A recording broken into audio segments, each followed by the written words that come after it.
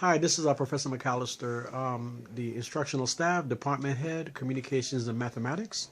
I'm here with Dr. Lovell, who has a PhD from Penn State. Am I No, correct?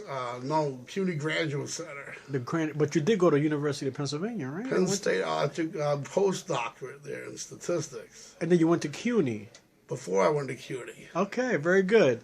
Now, we might just have a groundbreaking theory in terms of Einstein's relativity theory. And what's your premise behind it, Doctor? Okay, and see, Lorentz transformation says that if a particle is going, like if an object is going past you at close to the speed of light, it'll contract in the direction of its motion. Right. And the same holds if I was on the object watching me. Right. So both persons will see the other person contract. Okay. That's the principle behind Lorentz contraction. Yes. That leads to a contradiction.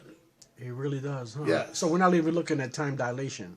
No, is based on Lorentz contraction comes about from time dilation. Now, are we looking at length contraction? Yes. Does mass have anything to do with this? Well, it does, but that's a separate formula. Very good. Proceed. So, the way I see it, if one object contracts in the direction of its motion, the other one has to expand. Because if they're both contracting, it leads to a contradiction. If they both contract, that leads to a contradiction. Because what does the current theory say? The current theory says that both will contract. If let's say I'm on point A and you're in point B. Yes. If you're going past me close to the speed of light, I will see you contract. Right. But if you're watching me, you're on point B and I'm on point A. Right. Then I'm going past you also at the close to the speed of light, like in the other direction. Yes. You will see me contract. Right. That's the current hypothesis of Lorentz transformation. Right. You contract relative to me, and I contract relative to you. And currently it says what? That's what the current theory is. Okay, so what is your anti-theory? That theory, the way it's set up, leads to a contradiction. Is it safe to say anti-theory? Yes, well, counterexample. Counterexample. That the way it's set up leads to a paradox. It falls apart. And that makes basically the whole relativity theory fall apart. Now, we're speaking in English terms, right? We're not speaking German. Right. We're not speaking Swahili. We're not speaking Sanskrit. Yes. How would you get this on paper in terms of mathematical? Do you have to create your own mathematics to disprove the original theory? Oh, of course, yes, I do. I have a counterexample. Wow. Of a train going past the platform. Oh, my goodness. Yeah. So we'll take a look at it at a future encounter? Yeah, how about 4 o'clock? We'll do it at 4 o'clock. Okay. And we'll go to the blackboard. Yes. Thank you so much, Dr. No Lovell. problem. All right, bye-bye. We can see, the whole idea about... This is Professor McAllister. I'm here with Dr. Lovell, Distinguished Professor of Mathematics at the College of New Rochelle. So, this is phase 2 of our conversation. Where are we now? We are discussing Lorentz contraction. Okay. So, these are the two formulas. This is the relativistic formula of time dilation. And this is the relativistic formula of Lorentz contraction. Okay. So this distance, you see, if we were to have like a ball, this distance is, the d naught is the diameter of the ball at rest. This d here, without the zero, is the diameter of the ball when it's going past you close to the speed of light. Okay. So this is like going at almost, the speed of light, which you see. Okay. So, and this is all based on, I think really you can derive Lorentz contraction from time dilation. Okay. Because, you can derive one, equation directly from the other. So time dilation is basically another word for time travel. Okay. Basically the same thing. Yes. And this is because basically what this is that when a ball, right, goes past you close to the speed of light, the ball will become like an oval. It'll be like it become disc shaped. Good. So think of a ball turning into like a frisbee. and this is the regular D. That's relativistic D. So if D naught was, let's say, 10 centimeters, then relativistic D might be only 1 centimeter. So the ball contracts in the direction of its motion. Yes. Now, Einstein said, Dr. Curran told me he taught me at SUNY at Purchase. He was a distinguished physicist at college, a fancy college in Connecticut. Was it Stanford? No, something like that. Okay. But he taught like second level physics. Okay. So he taught a class on relativity and quantum physics. Yes. But that was, but that's anyway what he was teaching. So he was talking about, what was he talking? Oh, he was talking about relativity to the class. Okay. And his philosophical idea, right, was that because the universe goes on forever and ever, yes, there's no way to determine what's moving relative to what's not. And I thought about that, I said, I kind of doubt that, because for one thing, if you have a planet orbiting the sun, the planet should be moving relative to the sun because the sun's much more massive than the planet. yes. So that sort of had me thinking. And another thing that stuck to mind, right, is that, who says that the universe goes on forever and ever? Yes. Because the universe could have, I remember I read in a relativity book back when I was 10 years old. My mother got this little, a whole volume of science, things. And there are 3 models of curvature for the universe. You got positive curvature. This is differential geometry. Yes. If the universe is positive curvature, then it's a 3-sphere. So there are 3 models of the universe that, going to Einstein. So positive curvature like this is a 3-sphere. Okay. Or so that's curving. I'm like C for curvature. If curvature is bigger than 0, the global curvature, it's a 3-sphere. If curvature is equal to 0, that means it's flat. That means space is flat. No curvature at all. It's just like the way we see it. Yes. And then, if the global curvature of the universe is negative, it has negative curvature, then it's saddle-shaped. So it's it goes up so it's hard to me to draw something that's saddle-shaped, but I'll try. It looks something like this. It's it's hard to draw. It depends on your perspective, right? Yeah. You're looking at it from above here? Right in here. Okay, so there's an indentation right there then. Yeah, the universe, when it's hard to, I try to draw it with Okay, put it on a horse. Yeah, on a horse, right, Yes, yes, right, on a yes, horse, right. yes. So it goes up this way Right. and down the other way. And then it dips where the rider can sit right down. That's right, yeah, Okay. so it'll dip down this way, it'll dip up the other way, like Yes, that. yes. So that's saddle shaped, okay? Okay, so Dr. Lovell, I'm playing student as well as cameraman. Okay. So if I have any questions, I can ask. Sure. I don't want to interrupt No, too much. it's okay. Because I don't want to go off topic. No, it's fine by me. Okay, you continue. So if the universe has global negative curvature, I saw this in a science book I had back in 1974 or something. Okay. So the universe has negative curvature globally, is saddle shaped, and it goes on forever and ever. Okay. If it has 0 curvature, it's just flat, and it can go on forever and ever. If it has positive curvature, then it's a 3-sphere. So basically, a 3-sphere is a 3-dimensional surface of a 4-dimensional ball. So for our viewers who are just tuning in, the C does not stand for the speed of light. What is the C for again? Curvature. Curvature. C for curvature. Okay. So positive curvature, you get a 3-sphere. 0 curvature is just totally flat. And then negative curvature is like saddle shaped. Okay. So let's say the universe was a 3-sphere. Okay. Okay? If the universe was a 3-sphere and it has global positive curvature, it does not go on forever. Okay. So you mean there's boundaries, finite boundaries? Okay. Yes, well, it's finite but boundless. Okay. Let's say the universe was a 3-sphere. Yes. then let's say you start at a point here. Yes. And you're going in a straight line for, let's say, 15 billion, light years. Yes. What happens, let's say you start here, that's the starting point, and you go 15 billion light years, look what happens. You circle around. And you come back where you started from? Come back to where you started from. Very good. That means that if I were to start from planet Earth and go out this way, right, Yes. in like a rocket ship going close to the speed of light, Yes. and after 15 billion light years or 15 billion years, I will come back to where I started from. Interesting. So that even though you don't curve within space, space curves around you. Interesting. That's what happens if you have a three-sphere.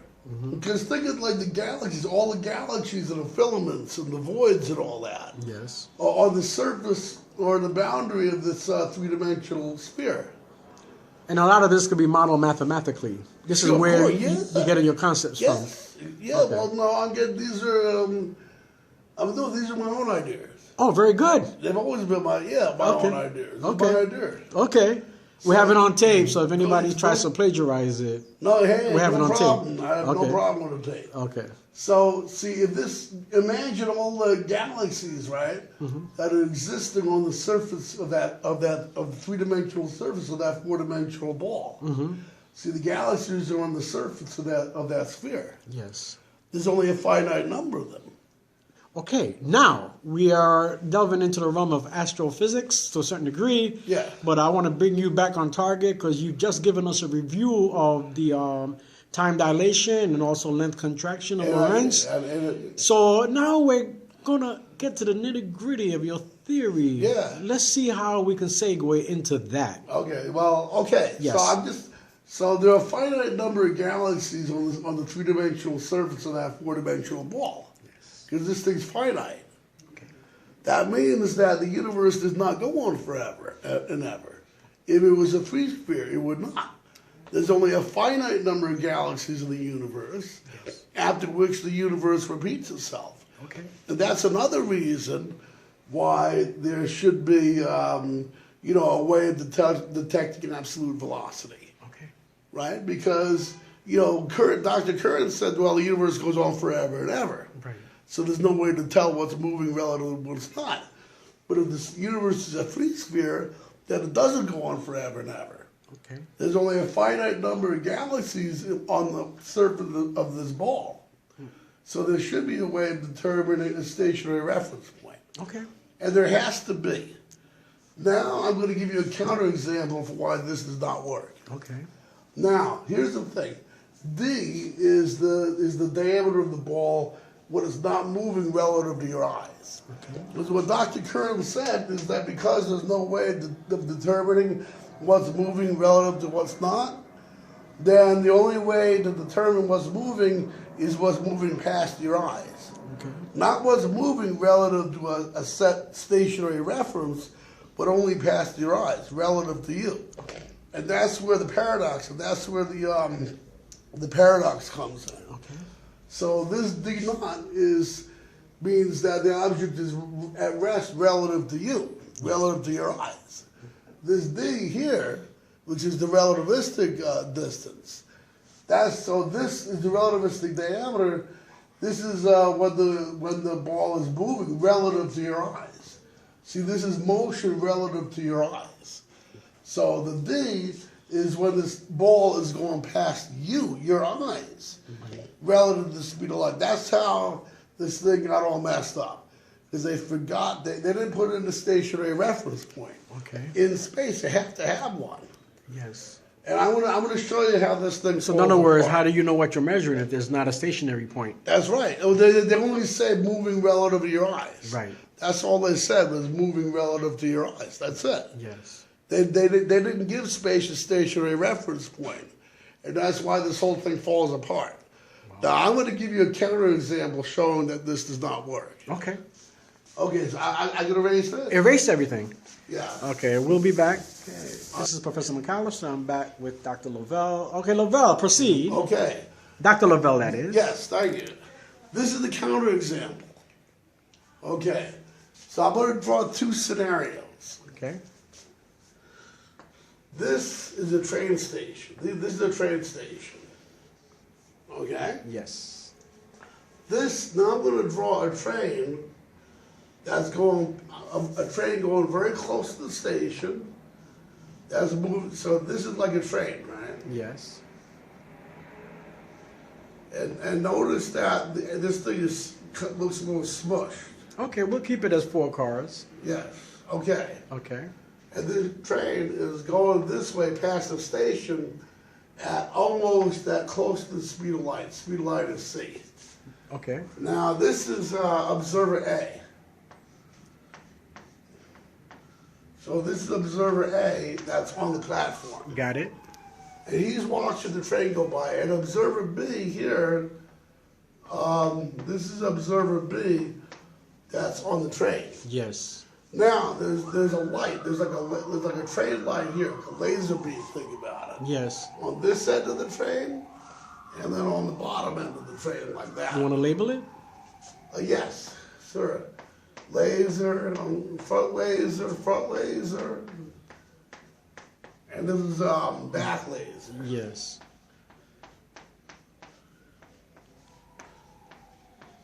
And these lasers are shining like this way. Okay. So Perpendicular to the Right. motion, Yes. to the direction of motion. Exactly. The laser's going this way, Okay. and the laser's going this So way. you could like put a that. 90-degree angle right there, perhaps? Yes, okay, 90 degrees. Right in like, there. Like that. That's Yes, yes, yes. 90 degrees. So these are 2 lasers, one at the very front of the train, and one on the very back of the train. Okay. And this is the platform. Interesting. Now we're on the platform. Yes. Now there's a mechanism on the platform. So this train is going past the platform this So way. we have these 2 lasers pointed at the 90-degree from the direction of the 4-car train. Yes. Okay. And Proceed. it's going past the platform. Okay. So is At the speed of light. Yes, close to the speed of light. Okay. So the 2 laser beams here pointing toward the platform from the train. Okay. One at the front of the train and the other on the back of the train. Interesting. So anyway, now there's a mechanism on the platform. Let's say this platform is like, 500 feet. Can you deal with meters? Because if this gets to the Europeans and the rest of the world, they're going to say, "What are you talking about?" Go ahead. So this platform is 500 meters long. Okay. So in other words, I'll do this, like this, 500 meters. Okay. Okay, so now there's a mechanism on the platform that if it detects both lasers at the same time, simultaneously, it sends a signal to the train, Right. and the train stops. When it gets to that station. Yes. Yeah, the station, yes. Okay. So this train is hurtling past the station going upward. Okay. But because the train is contracted in the direction of its motion, Yes. this train is small enough Right. Right. so that both lights get detected Simultaneously? Simultaneously, Oh my God. and then the train stops. That's incredible. Yeah. What do you mean? Are you saying it stops at a full stop? It'll go to a full stop. A full stop. Yes, But having already contracted. Yes, that's right. You could do that. You could do that. Why not? Wow. So anyway, both lasers get picked up simultaneously on the platform. Yes. The platform then has some computer, sends a signal to the train, telling the train to stop. Right. Only because both lights are picked up simultaneously on the platform. Right. Now, this is from the point of view of the observer on the platform. Of course. This is from the point of view of observer A. Of course. Now let's look at observer B. Okay. Now I'm going to draw this differently. Right. This is for observer B. Okay. So I'm going to write observer A. Okay. From So- observer A's point This of is view from observer A's point of the event. Yes. Okay. Now we're going to look at the same thing from observer B's point of view. So here's where relativism comes in. Right. This is it. This came in here too. Okay. Because this train is going this way Okay. relative to observer A. So because of the Lorentz contraction, Yes. this train contracts in the direction of its motion. Okay. So I'm going to write it like this. See, this train contracts inwardly like this. Yes. So it's now scrunched up enough. To a point. It's trying to get to a point. Yeah, it's small enough like this. Right. So that both lasers are picked up at the same time. So in other words, it's not expanding. It is Contracting. See, Got yes, it. this To a train- point. To a point. To a very close thing, not a point. Yeah, but close to a point, in the direction of a point. Yeah, yes, very, very small. This Right. train might be only 50 meters long. Okay. Very, very, very narrow thing. Yes. That's from observer A's point of view. Now we're for observer B's point of view. Yes. This is for observer B. So here's the train now. I'm going to draw it a lot longer because the train's not contracting anymore.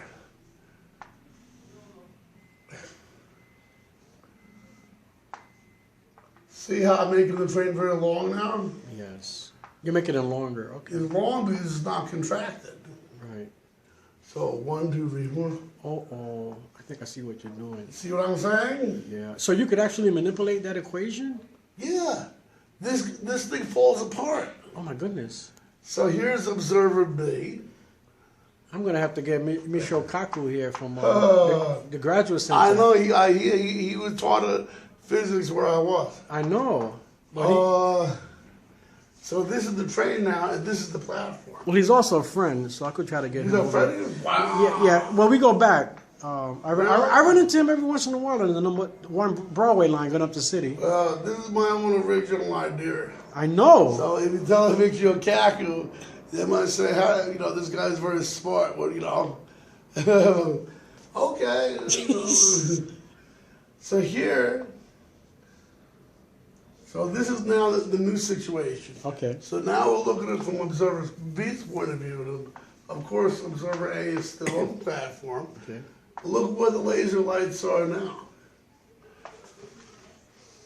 So now. Oh, I should say he's at an the acquaintance, not a friend. That's okay. No, you're doing it from, Yeah. So this is now the situation the way it is now. Okay.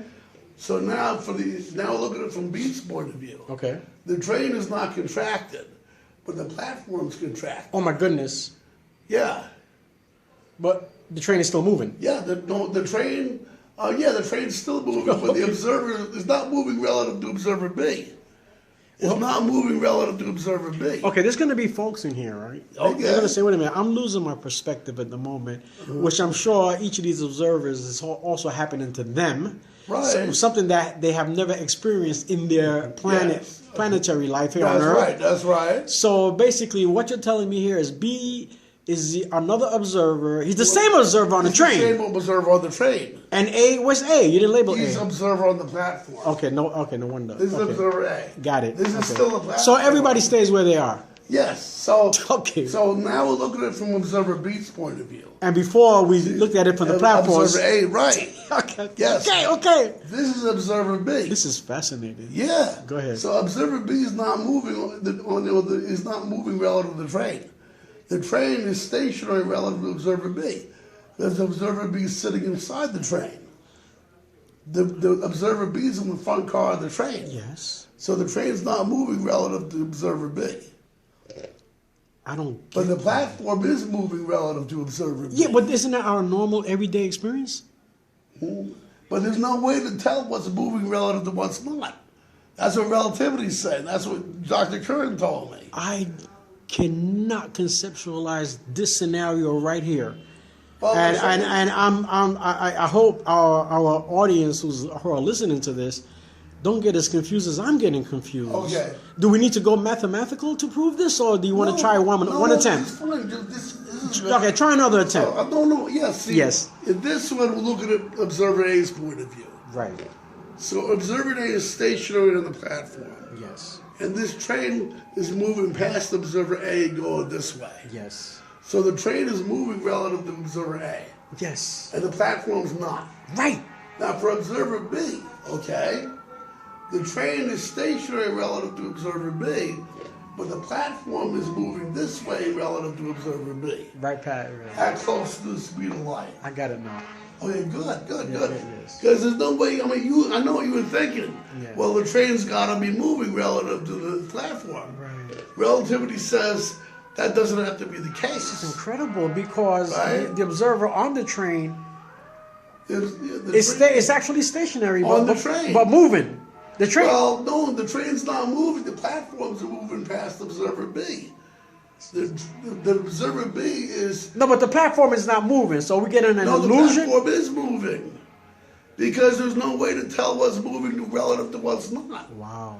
You see, that's what relativity is based on. It collapses. Wow. So relativity is like, well, relativity says, well, the train might be moving past you on the platform. So what you're saying is that who's to say that platform A is not moving? That's right.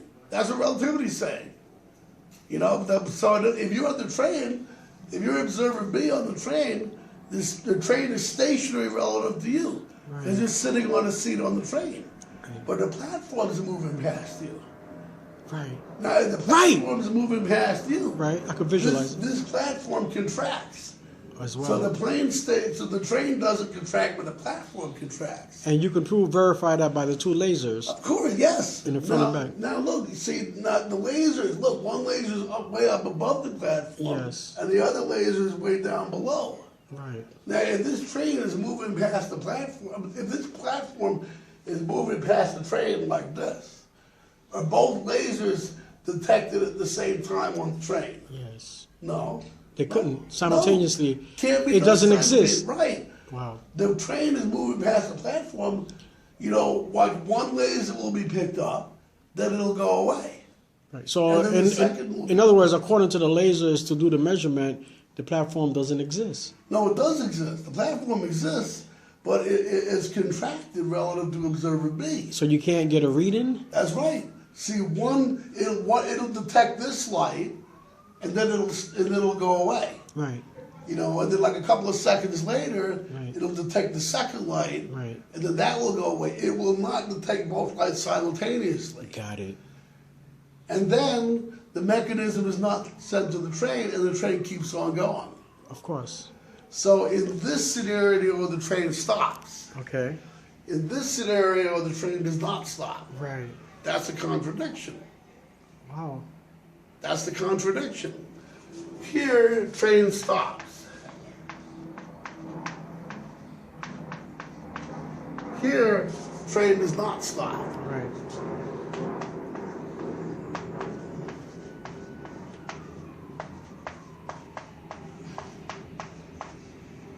That's the contradiction. And you can't have both at the same time. That's right. Either the train stops or it doesn't. You can't have both at the same time. Okay. That's the contradiction. Okay. What it means is that one of them has to contract and the other has to expand. Right. The other has to expand. Right. That tells you there has to be a stationary reference point Wow. in the universe, in space. Yes. Right? It's not relative to an observer's line of sight. It's relative to a physical point in space, You mean like a third observer? like a center of gravity. A third observer? Not a third of observer, a center of gravity to the universe. Wow. A stationary reference point. Something like maybe a pole star? How about a supermassive, humongous black hole Okay. that's so humongous, right, that it's like sucking billions and billions of galaxies into it. Right. Like a black hole Yes. that's so humongous Right. that it takes up like 99% of the mass of all the other galaxies and everything else that's in the universe. So you're saying it's collapsing right into this saddle? Yeah, not a saddle. No. No, not a saddle. I see. A point, perhaps? A point. I think this is what it looks like. Okay. The great attractor, a point. So there has to be, well, for one thing, first I thought, could the universe be a three-sphere? And I said no. But our viewers who don't know, when you say three sphere, you mean a XYZ globe? No, I mean the three-dimensional surface of a four-dimensional ball. Okay. Okay. So that means it has positive curvature from topology. So it moves out. No, positive curvature is like a ball. It's like It's concave or convex? It's convex. Okay, good. It's a three-dimensional surface of a four-dimensional ball. Okay. So you take this ball. So this got me thinking. Okay. So this is like a three-sphere. Okay. There's some way, there's a topology symbol for this. Because topology is all about surfaces. Yes, of course. So if this is the three, so all the galaxies are on the surface of this three-dimensional, on this three-sphere. Right. Because we're looking at the three-dimensional surface of a four-dimensional ball. Yes. So if all these galaxies and filaments and whatever, voids, are on the surface of this, four-dimensional ball, the center of mass should be right in the center of the ball. Of course. But that can't happen. Why? Because it's not, the center of the mass is not inside the sphere itself. Where is it? It's outside the universe.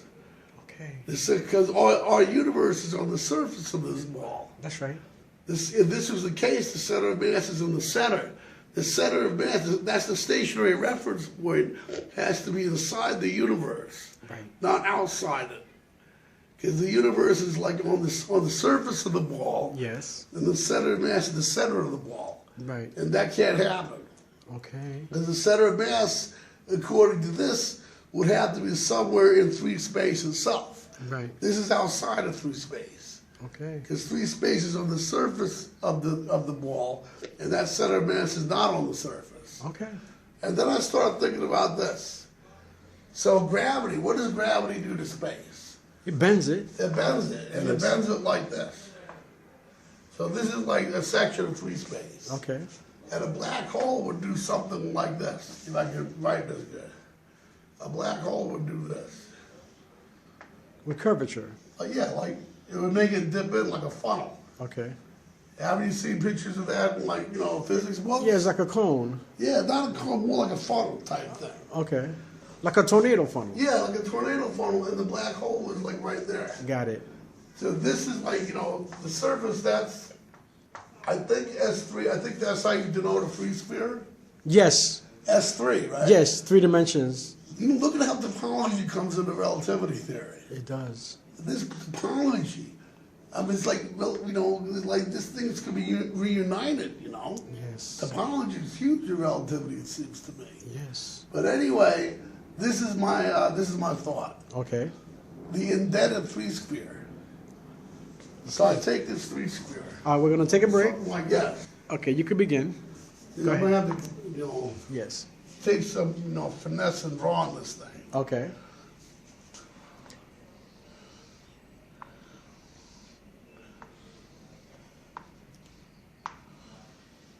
I don't want nobody to think you're drawing a female No, anatomy. no, no. Okay. Let's keep it clean, right? Yes. Okay. This is an indented three sphere. Okay. Think of this as being halfway between a three sphere and a three torus. This is incredible. Okay, go ahead. This is an indented three sphere. Okay. This is where this super duper massive black hole is. So this thing, see how it makes space funnel shaped here? Yes. It's doing the same thing here, but with the three sphere. And it's funneling shaped downward to the middle. Yes. And it's funneling shaped upward to the middle as well. Right. This is a super duper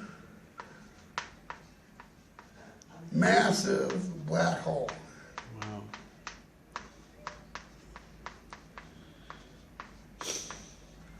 Now, on the one hand, now look, where's the center of mass of this thing?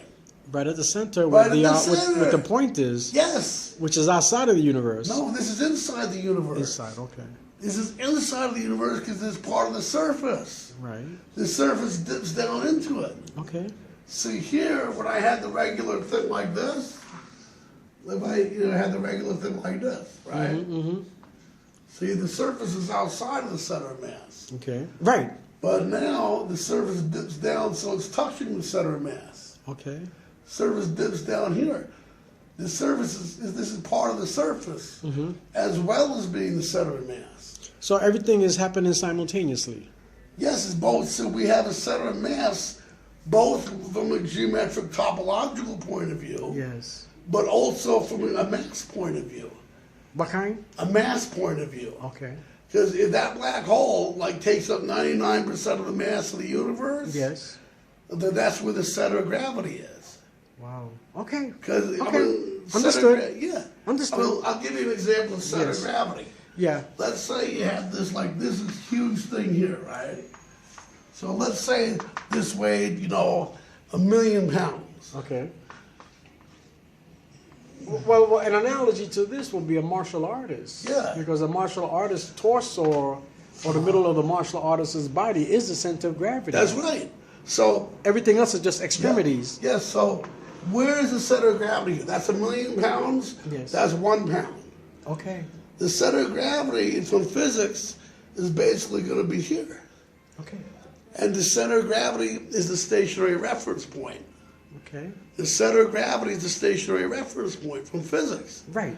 So, because if you see this, right, this huge thing is not going to be moving toward that little thing. Mm-hmm. That little thing is going to be moving into that. Yes. And it moves like this. See the way it moves with the center of gravity. This is the huge thing, this is a tiny thing. It's not going to move like this. It's going to move like that. Okay. So the huge thing is stationary. It's going to suck it right in. Yeah, this sucks it in. Right. This huge thing is not going to be drawn toward that tiny little ball. Yes. And this is like a big boulder, and this is like a pebble. Or it could be a magnet. Or a magnet, A yeah. gigantic or magnet. something, yeah, because so this boulder is not going to be moving toward the pebble. The pebble is going to be moving into the boulder. Sure. So the center of mass is going to be where the boulder is. Right. So the center of mass is like right next to the boulder. And the boulder is basically stationary relative to that center of mass. Got it. So that's it. So the center of mass, that's the stationary reference point to the universe that I was talking about. Right. The stationary reference point is right here. So this super duper massive black hole, that's the stationary reference point. That's the stationary place in the universe. That's the point in the universe that doesn't move. Mm-hmm. That's where the universe is stationary, right there. Yes. Stationary reference point. Mm-hmm.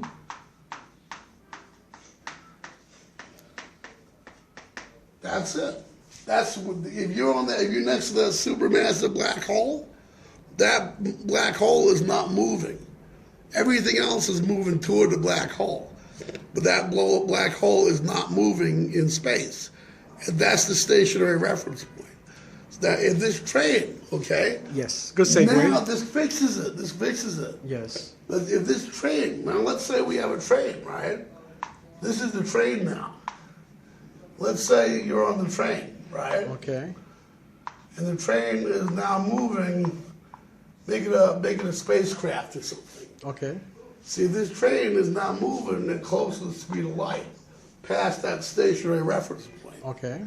Okay? And let's say that you have an observer that's also not moving relative to that reference point. So this is observer B on the train, and this is observer A. I make observer A like right next to that black hole. Of course. Now, is B moving relative to A, or is A moving relative to B? The former. B is moving relative to A. Yes. A's not moving. Right. Because it's not moving relative to the black Because hole. it's closer to the center of attraction. Yes, it's closer to the center of the universe, which is this supermassive black hole right here. That's it. So, And it could exist here on Earth because we're dealing with gravity. yeah, well, this black hole is probably a few galaxies away. Okay. I wouldn't want to get sucked into that sucker. Yeah. Because that thing is like humongous. But you see, is effects here. That's what you're saying. Yeah, When you're dealing with yes. the speed of light. That's right. Got if it. Let's say you're not moving relative to that black hole, Yes. and this train is moving past you like that, close to the speed of light. Yes. This train will contract, right? Wait a minute. No, this train, you will contract relative to the train, Right. but the train will expand relative to you. Right. So this train, and then the paradox is gone. Because A contracts and B expands. So if you observer A looking at observer B, Yes. like that, the train will not contract, it'll expand. Right. And if you're observer B looking at observer A, you will contract. A will contract. A will contract, B will expand. And that gets rid of this paradox here. So what went wrong, or what was the flaw, or this misnomer in Lorenz's equations or Einstein's equation? What happened? What's wrong with the equation? Velocity? No, Initial. relative to the observer's line of sight. But didn't they take that into consideration when they did this? Or are you saying that the equation doesn't work? Yeah, this equation doesn't work because it's not relative to the observer's line of sight. It's relative to the stationary reference point in space. Oh, wow. Relative to the supermassive black hole. That's the true thing. Got it. Were they aware of that? Or they were just limited? Were they aware of it? Or they were limited in their perception of... I think it's never got around to thinking this. I mean, I don't know. Who knows what they were thinking, So how do you reconstruct the equation? Okay. From the, not the black hole's perspective, but from the observer outside of it? Well, that's the whole thing. See, relativity has to be completely refigured. Wow. Because not refigured, I don't think it has to be torn apart. Right. But it has to be seriously revised. And added to. So a new mathematics has to be created, you think? Probably. This relativity has got to be completely changed around and added to and, Tweaked. Tweaked. But at the same time, you've given concepts. So, relative to supermassive black hole.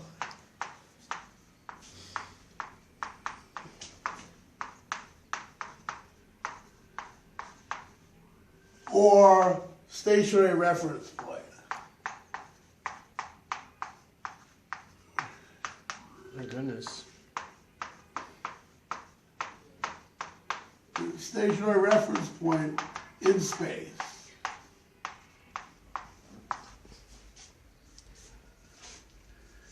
Now, can we safely say that this concludes our first part of this series? Sure, yeah. Because I got a bunch of theories I came up with. All right. Thank you, yeah. Dr. Lovell. Yeah. Okay? Okay. All right.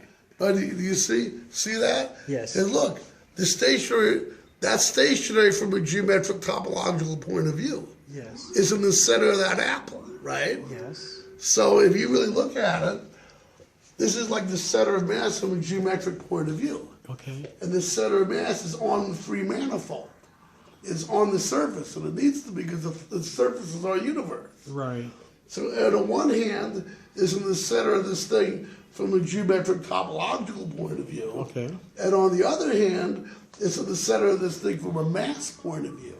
Okay. Because this black hole takes up 99% of the mass of the universe. You said 99, right? 99% of the mass of the universe. Right.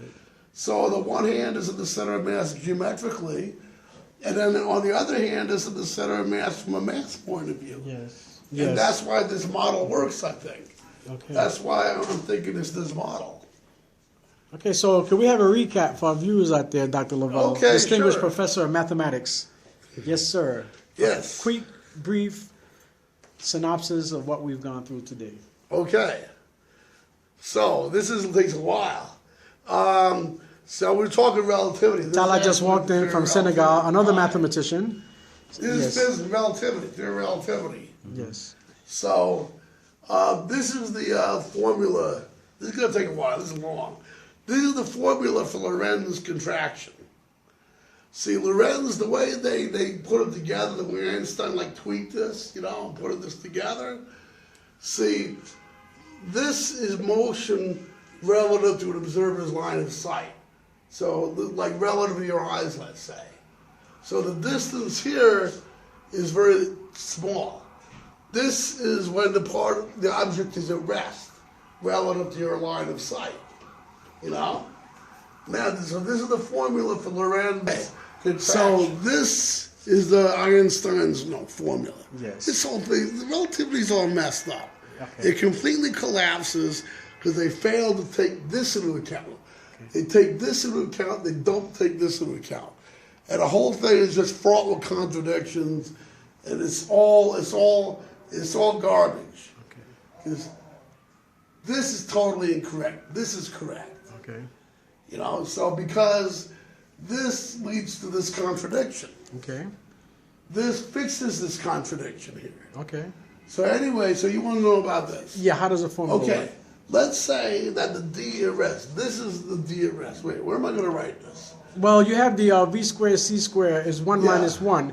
As the velocity approaches Yeah. the speed of light, Yeah, you mentioned something. It approaches 0. the distance gets small. Right. So this here is D naught, and that's D. Yes. So do you see that the distance is much smaller than D naught? Yes, it is. This D is when this thing is moving at close to the speed of light. Right.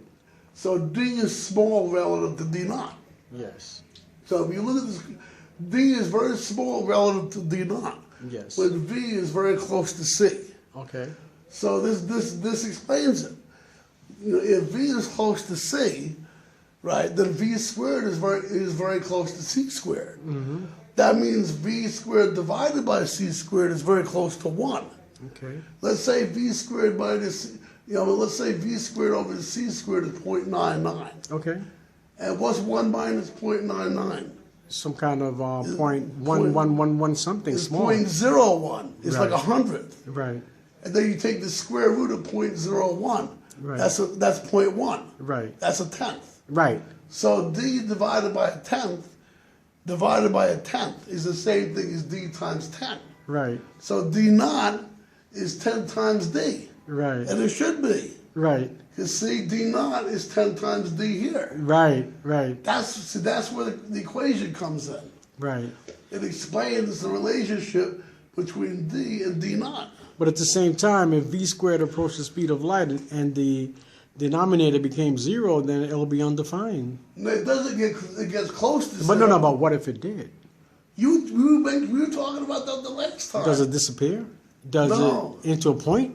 We were Are we talking moving about that backwards? last Are we time. moving backwards in dimensions? I don't know. We were talking about that. Yes. Remember, what we were saying? Yes. What happens at the point where V equals C? Yeah. Yeah, well... Well, mathematically. Well, for one thing, mathematically, the way the relativity is set up now, V will never be able to reach C. Because So- the mass goes to infinity. But that's why we look at theory, right? Yeah, good. In the event. Right. 'Cause Now, does that mean that it's indeterminate, undefined, if the denominator is 0 and it doesn't exist? probably doesn't exist. I don't think the denominator can ever... Because there's mass increase as well. Yes. Did I mention that? This is mass increase. Oh yeah, I know about the mass increase as well. It's Towards infinity. Right. See, if, Yeah. if B became C, you'd be dividing by 0, and the mass would become infinite. It just disappears. And It just disappears. that's the rest mass. Yeah. The mass here goes to infinity. If the mass goes to infinity, you can't accelerate it anymore. It slows down. You can't make it speed up any further. So the inertia increases. The inertia increases, be out of bounds, so that it's impossible to make something go C. But you know something? You just taking it from what I'm saying, okay? There could be many other factors we don't even know about. Right. It could be whatever. Fascinating. It's Yeah. fascinating, though. Yeah. It really is. It is, right? Yeah. I know. So we'll continue this dialogue. Okay, yeah. We'll take it to part 2 right next time. Okay.